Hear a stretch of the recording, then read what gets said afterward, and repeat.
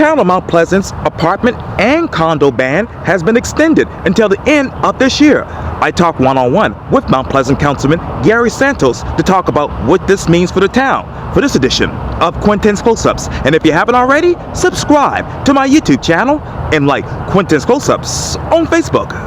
Mount Pleasant Town Councilman Gary Santos, welcome back to Quintin's Close-Ups. Thanks, Quintin. Always glad to see you. I appreciate it greatly. I'm bringing you on Quintin's Close-Ups right now because obviously there's some developing news coming from the town of Mount Pleasant. And according to the Posting Courier, the headline reads this: apartment condo ban in Mount Pleasant extended until end of the year. The March 12th decision marked the fourth time Mount Pleasant chose to extend the moratorium that halted construction on multifamily structures since 2017. And as we sit here right now, Councilman, I want to ask you this. Matter of fact, let's go back in time because you told me on April 22nd, 2016, that apartment moratorium is actually needed. How is it needed along with measured approach to development right now? Well, I'll tell you, what I believe is we need more attainable housing. We need housing that our police, our firemen, our nurses, or people like that can live in Mount Pleasant. Right now, we have an issue where a lot of them live outside of Mount Pleasant. And, you know, when there's an issue, or whether it's a storm or whatever, they have to make their way in here to work. And so my idea is we ought to concentrate on attainable housing where we can bring in our first responders, where they can come in, and if there's an issue, they're already on the ground and working and not having to try and come through or from another municipality to get here. So in my opinion, that's the most important thing right now is let's concentrate on attainable housing, being able to respond at a moment's notice to protect, you know, the integrity of our community when there's a storm or when there's a bad issue there. And I think that's what we're doing after we had first reading the other day on it, and it went and it was approved. And I think that, you know, that's what we're going to do first. Let me get back to that in just a second, Councilman, but let me ask you this. When it comes to this moratorium, condos and apartments, why not extend this particular moratorium until the end of the decade?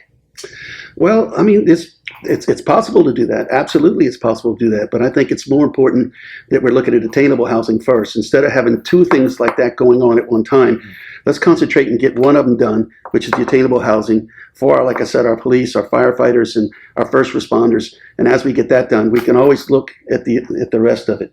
But doing two at one time, I think, would be, you know, just a little much for us. I think it's better to get attainable housing done, and I think it's better for the community to do that. Now, going back to this moratorium, how many apartments are on the books that actually are to be built right now? You know, Quintin, I don't know the exact number, and I hate to say something and be wrong. So I know that there are some out there, but I just don't know the exact number. What are the current developers' impact fees right now? I don't know what exactly it is, be honest with you, because like I said, we've been concentrating on attainable housing, right, and not the apartments and stuff right now. So I can get back to you on that, but right now my focus has been on the attainable housing. Okay, how will those impact fees from the developers actually increase after this moratorium ends? Well, it all depends on what the developers want to do, whether they want to increase it or not. Hopefully they don't, because we want to be able to attract our police, our firefighters, and people like that here. Yes. We want them to live, you know, where they work, and so hopefully they won't do that. But you know how it is. Some people want to get as much as they can out of their development. You can't blame them for that. But hopefully they won't do that with this. Well, let me ask you this then. Where is the development right now for attainable housing in this town? Well, we just approved it. We had first reading on it. It's out there by the Costco in northern part of Mount Pleasant. So you know, I was very, very happy that we were able to approve it because, like I said, we need our first responders. We need those type of folks who work for the town to be available at a moment's notice. And I think by having attainable housing where they can live there, raise their families there, it makes the environment a lot safer as well. What type of development will that be? Single family, multi-family use? Well, I expect it to be single family because they're small. They're not big buildings, and so I expect it to be single family. Single family. You know, would they have their kids, children, and raising them there as well? Yeah. Okay. I understand, obviously, that the police officers and firefighters don't really get the pay that they should get right now. So who can actually afford that attainable housing right there in their Costco? Well, I mean, they will be able to because it depends on what the attainable price is going to be. I mean, I haven't seen what it's going to be yet, but I'm sure the way they have it developed, it'll be attainable for people like that. That's the whole idea of doing it. That's the whole idea of why we approved it, because we want them to be able to afford it, and I think they will. Now, do you all have a developer for this already? No, sir, not that I know of. Okay. Do you know when the RFPs will go out for this? No, sir, we just approved it, so not yet. Okay. And going back to this apartment condo moratorium, I should say, will the town break even soon with those apartments that have already been on the books to be built already? I don't know that they'll ever break even, but that's another story. I think apartments are great. I think we have some great apartments around here where people live, and they're low income type people, and I think it's important that we have that as well. And we do have a good bit of apartments around here, but now that we're getting attainable housing, I think that's going to be a lot more help for, like I say, our first responders and all that, because then we'll be able to have a little bit of everything for the whole, type of population that we have. Yes. Because you're going to have some that, of course, have very nice homes, expensive homes, and you're going to have some that have the middle and some toward the end. And I think that's what makes a nice community, one that's well-rounded. But, Councilman, do you believe these current housing prices are actually pricing out those middle to low-income folks? Well, I don't know. I haven't priced the houses out yet, but I mean, if they want to sell their houses, then they're going to have to be able to, set the market right to where they can afford it. But by us doing the attainable housing, we're telling them that you can't go higher than this. So we will make sure that it's attainable for them. Right. And affordable for them. And I know the town is kind of built out right now, and you just talked about the Costco location that will be the next attainable housing, location. Where in the town can you actually redevelop land to make it for attainable housing? There's areas around. There's areas around that don't have anything on them yet, and it all depends on whether or not people want to be able to participate in that or not. But certainly there are areas around that can do it. As you get further outside of the central part of Mount Pleasant, I think it gets less and less expensive for people to be able to do. I don't know that you'll be able to get that, say, right here in the middle of the city, but as you get a little bit further out, it gets less and less expensive. And I think the developers will want to participate in that. I really do. Now, what do you want the developers to bring to the table when it comes to attainable housing? I want them to bring their best price. I want them to bring a price that they can live with, but that also our first responders and all can live with as well. And so hopefully we can sit down, we can hammer that out.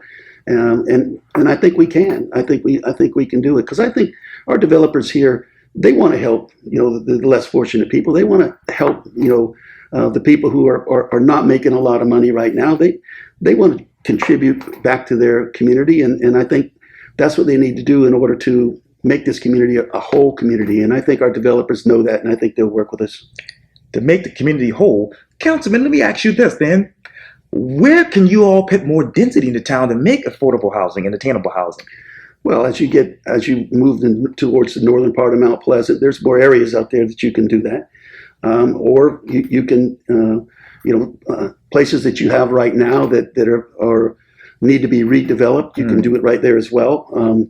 So we do have areas that'll do that. Most of them I think, are out in the northern part of Mount Pleasant, like the one we just approved. Right. So I think they're there, and I think the developers will want to get involved in it. I think they want to give back to their community, and I believe that. And I think that they work with us, and we can get the prices right on these attainable housing. I think it's going to be the best for all.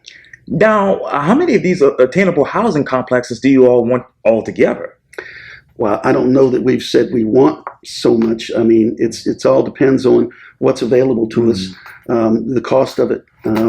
And this is the first one we're doing right now, and we're going to have to make sure we put our toe in the water to see how it goes. And I think once we get this built and we see how it works, I think there'll be more, because like I said, you got teachers out there, you got so many people out there that. And Mount Pleasant is, becoming a community where it's expensive to live here. And so if we can create opportunities for our first responders and our teachers and people like that to be able to stay here, it makes it so much easier. In the event that we have hurricane or something, your first responders are already here. Yeah. They're not outside of the community and have to come back in the community. They're here and they can respond here, which is really a fantastic thing that they can do. Same with teachers and people like that. So I think we got our toe in the water. We're going to see how this works, and then from here we'll move on. How many of these town employees that you all have as far as first responders that actually live outside of the town limits? I don't know, Quintin, to be honest with you, how many of them. I know I've been over to Isle of Palms and I've been places, and I see Mount Pleasant cars over there. So I really couldn't tell you. I've never counted how many of them, but there are some that live out of town. But it's not just for the town. Now you've got hospitals here that nurses can't stay here, so they're living in Somerville. And they're having to come in from Somerville to work here. So it's not just the town employees. It's other people as well. And so, we don't want to paint everybody with the same brush. We want to make sure that we're looking at everybody, and whether they're a town employee or whether they're not a town employee, we want to make sure that the first responders, and we want to make sure people like teachers and things like that have a place to stay here in Mount Pleasant that they can afford. So how do you all go back to the drawing board when it comes to the budget to make certain that you can increase the pay for your town employees, particularly the police and firefighters? Well, we just have to, get together and talk about it and see what's available for them. And it's not impossible to do. I mean, we certainly can sit down and talk about it and see what other municipalities are doing, where our police, our firefighters, and first responders rank within those other communities, and make sure that they're up there at the top, and not at the bottom. And it's very important because we have a great police and fire department, and like I said, they do a great job here in Mount Pleasant, and we want to make sure that we keep that up. Keep it up. And I want to get back to that in just a second. But going back to this condo and apartment moratoriums, Councilman, how does the town stand firm until this moratorium is actually lifted? Well, I don't know that it's a moratorium. I don't know that we've said, no, we're not actually going to do it. I haven't seen anything come through on my committees yet that say that they want to do it. I think we will entertain anything, but they just need to bring it to us and let us take a look at it and see whether it fits into the community or not. Does it? Well, it should. I mean, I think you can't have all rich folks living in your community. You got to have people who are workers. You got to have people who can respond during emergencies and all that, or else you're not going to be a viable community. I mean, if you don't have people like that, then you got to depend on people from outside of the community. And so what if they shut the bridges down for something? Now you can't get police or nurses in or people in that can help. So you have to have that in your community if you're going to be a viable community. Why this idea of attainable housing now versus, say, a decade ago? Well, because really, I'm not sure why they didn't do it a while back. It could have been that the prices weren't as high back in then, back in that time, that we had to do that. But as prices have risen on land here, we're starting to take a look at it to say, wait a second, if we want our first responders, our teachers and people, nurses, people like that to be here, to be able to serve the public, then we need to, have affordable or attainable housing for them. And I think that's what the town wants to do is they want to keep them here, if we can. Speaking of these apartments, Councilman, in what part of Mount Pleasant, I'm looking in my mind right now, where do you see the actual rent for existing apartments that is actually increasing? I don't know. I don't live in an apartment. I mean, but I would say as you get further out of Mount Pleasant, it's less. It's in the outer banks of the municipality. Sure. I think it's less. I think if you're in here, closer to the heart of Mount Pleasant, it's more. And because you've got a lot of restaurants, a lot of things here for people to be able to do. So I'm sure as you get outside, it will get less and less. Where in the town do you actually see the housing prices actually coming down during this so-called, as the Postal says, moratorium? I don't see it coming down. I'll be honest with you. I really don't. I haven't gone out into the market. I have my house, but I haven't gone out into the market to see. I haven't had any complaints from anybody. So I don't know. To be honest with you, I don't think there's been any issues. I think as you see, we just voted on the first attainable housing. Right. I have not had any negative comments from anybody about that. I think they agree with us that we need to have our first responders and teachers and nurses in there as well, to be able to respond in time of urgency. Yes, sir. I wanted to ask you this too, but what exactly is that vision for Mount Pleasant's housing supply in the next 5 years? Well, I mean, we want to have growth. Absolutely, you either grow or you die.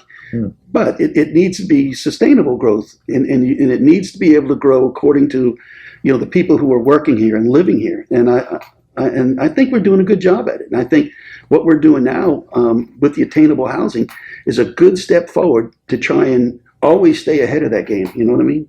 And I know I keep referring back to the Post and Court, but I'm only going by what they reported. Sorry. But let me ask you this then.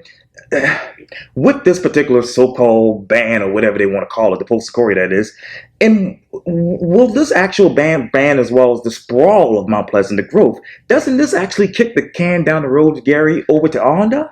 Well, you know what? People love Ondo's a great place. Yes. Don't get me wrong. People Yes. love to be out there. Yeah.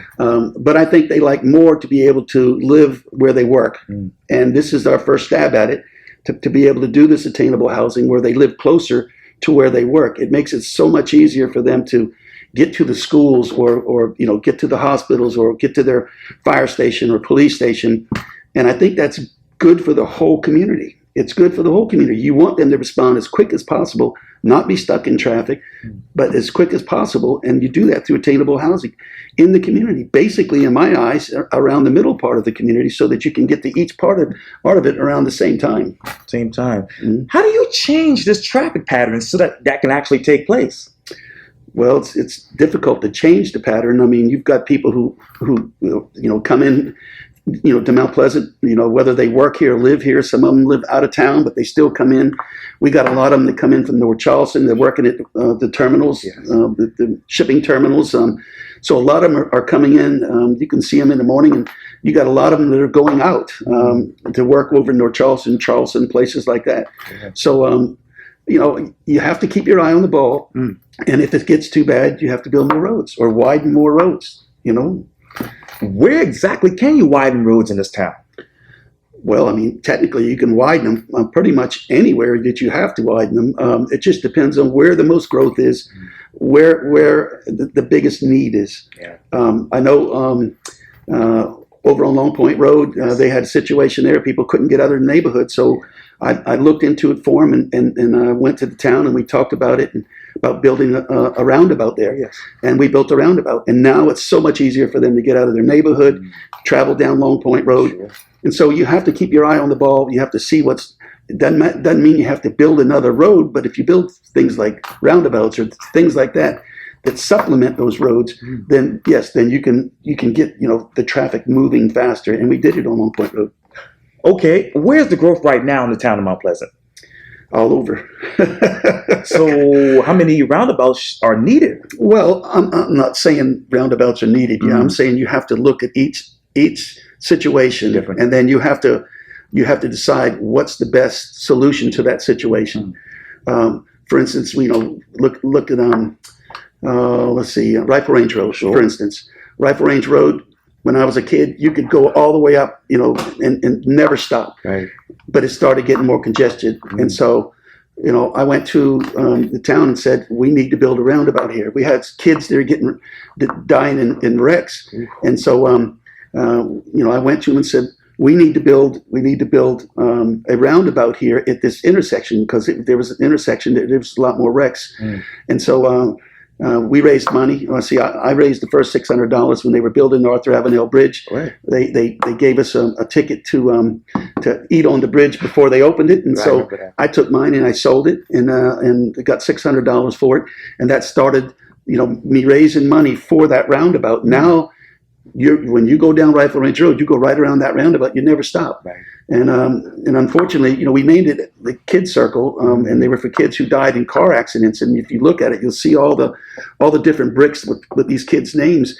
But I was able to accomplish two things: one, awareness of the kids driving and the accidents that are happening, and two, fix a traffic problem, and that is by putting a circle there, roundabout there. So you have to look at each situation and decide whether you need to go to 4 lanes or whether a roundabout will help. And I think that's what our town has been doing. Our council has been looking at that and taking the best option and doing that right now for the least amount of money, so that we don't have to go to the citizens and raise taxes. Okay, financially speaking, what's the best option right now? Of course, of roundabouts, if you can do it. Roundabouts, absolutely. You don't want to do 4 lanes if you don't have to. Sure. If you can do a roundabout, and like I said, go down Long Point Road, you can see the traffic moves. Oh yes, and that's that was I thought was a good idea to do, and it worked out well. So I would like to see more of that rather than having 4 lanes. Mount Pleasant Councilman Gary Santos, thank you so much for your time again. Welcome back to Quintin's Close-Ups. Absolutely, Quintin. Thank you. Thanks for having me. Yeah, anytime.